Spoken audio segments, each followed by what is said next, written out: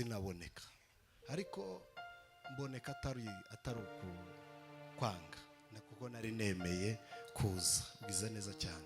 Rero abantu mwantekereje kugira ngo nze mu giterane sinaboneka, ni ukuri ntabwo zari impamvu zanje, ahubwo zari impamvu zanyu zibaturukaho zatumye ntazi.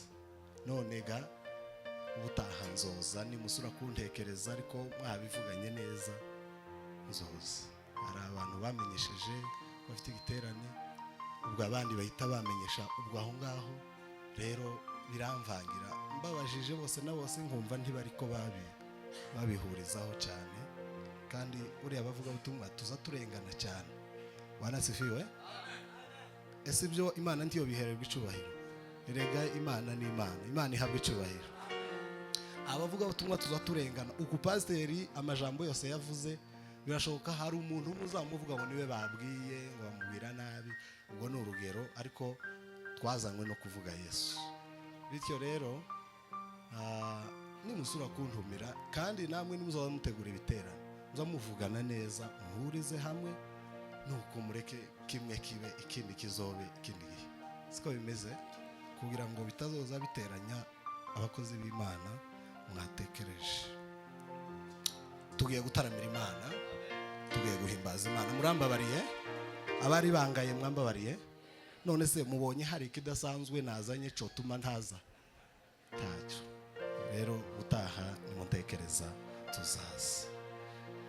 Aha, mtakatifu mwenye nguvu na utukufu, jina lako ni lenye nguvu.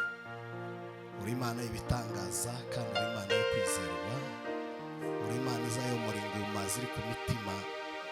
Uri Imana izisatura inkuta n'ibihome Satani yubatse kugira ngo tutabona amashimwe yawe. Uri Imana izimena ibitare n'amabuye, ukamena imisozi kugira ngo turangize amashimwe. Mwami Yesu, warakoze kurwanirira umuvandimwe, natwe twese turaha, nubwo ari we wavuze, n'ukuri natwe turabifite ibyo wakoze. Twarakubonye twese, twabonye imbaraga zawe byonyine no kuba duhagaze aha tuhaye tuvuga izina ry'Imana, n'aba bagaragu b'Imana twese turaha n'imbaraga z'Imana. Iyo nayo ni impamvu yo gushima Imana. Ntacyo twaguha, ariko kandi duhisemo kuvuga ngo uri umwami wacu, natwe tuzagukorera uko tubishoboye. Imbaraga z'Imana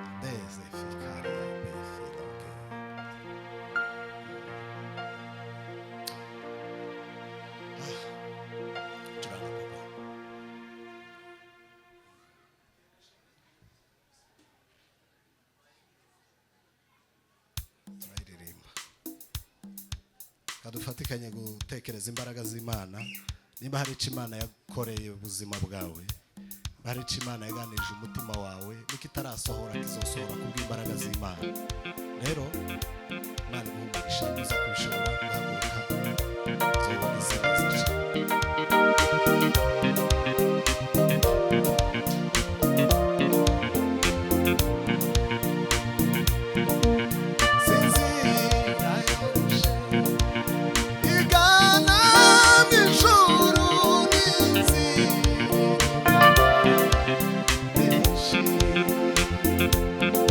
Ariko Yesu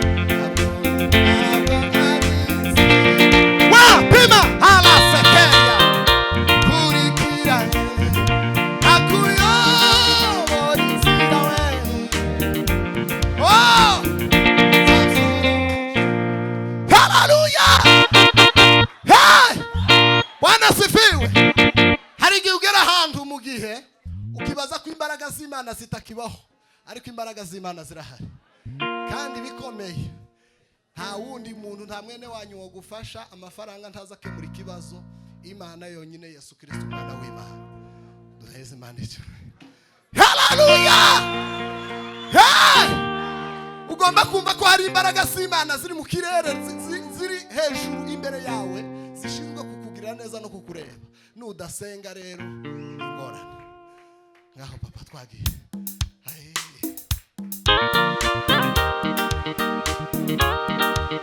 Yesu yaravuze zagaruka vuba, bishamire kwa data tubaniteka we.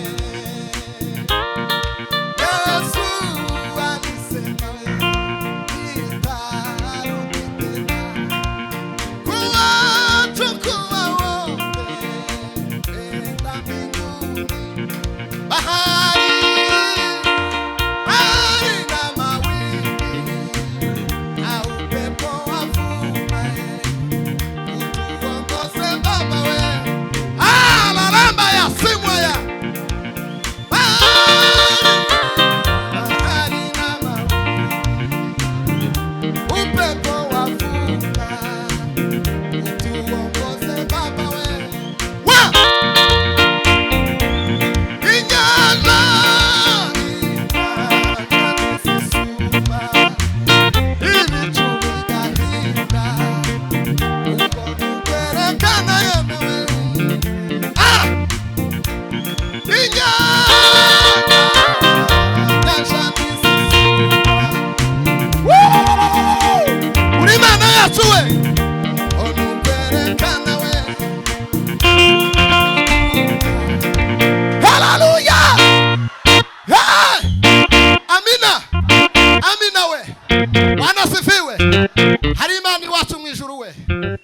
Labda siku hiyo ni karibu mchungaji baba. Nitakapokwenda nitahama. Yo, churanga kasebeni papa ko ndanga gutinda bampaye umwanya ubaze.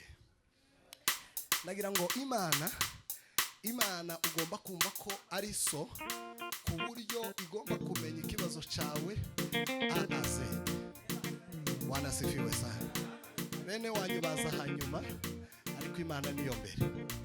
Wanasifiwe. Mpamvu nimba hari ikindi Imana yavuganye nawe, wamurya musinzira.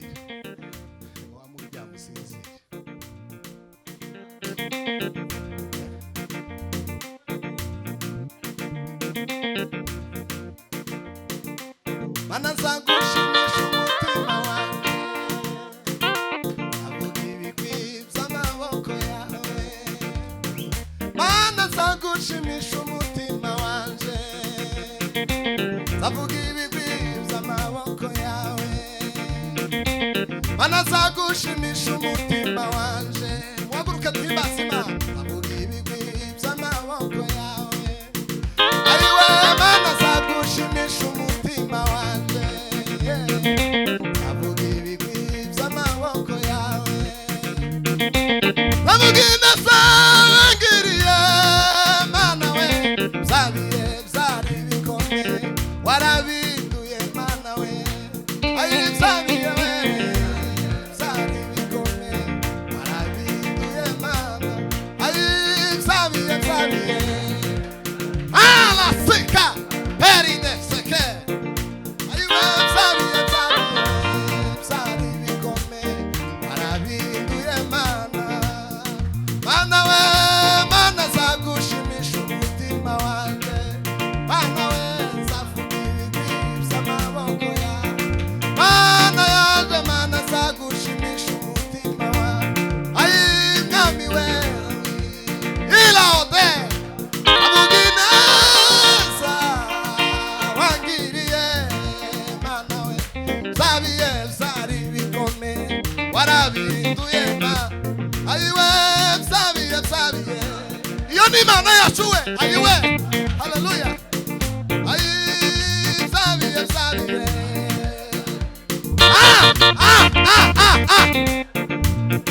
imbere we yatuzumijima. Ayi hirya no hino we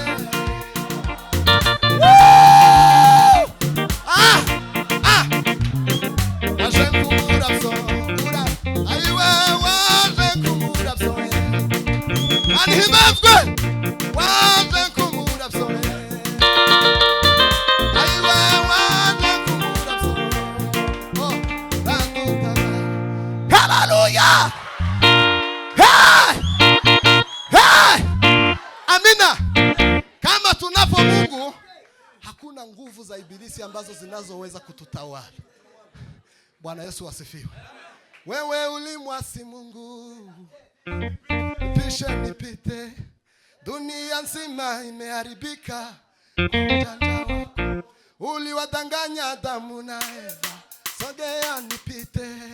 Tuwezi maandiko hii. Hey! Haleluya!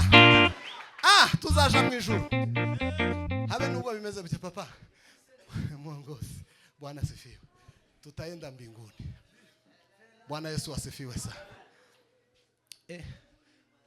Narengeje iminota. Sawa. Subiramo.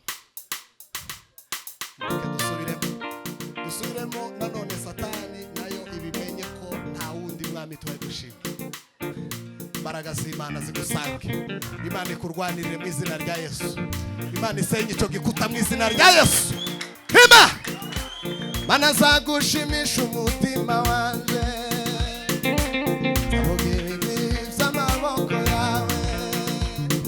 Mana zagushimisha umutima wanje.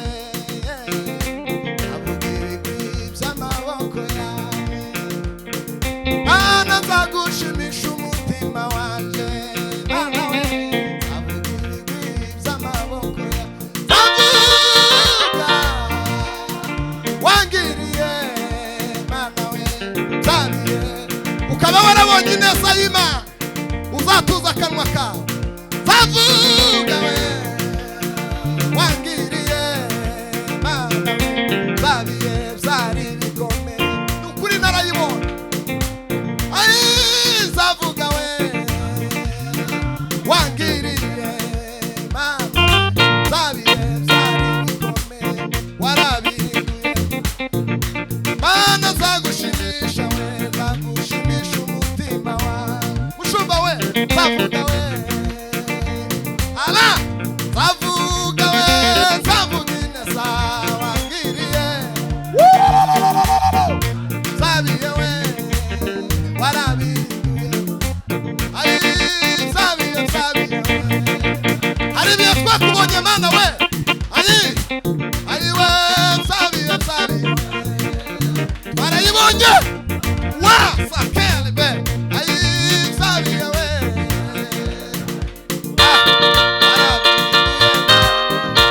hallelujah.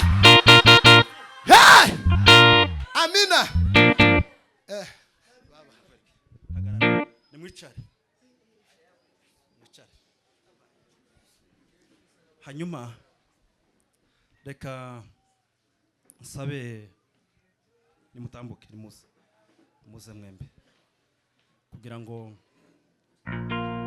icyifuzo cyabo tambutse nimba ari igisirimba cy'iminota hari nk'itanu, hanyuma mushime Imana muri ubwo buryo, hanyuma dukurikiza ibindi.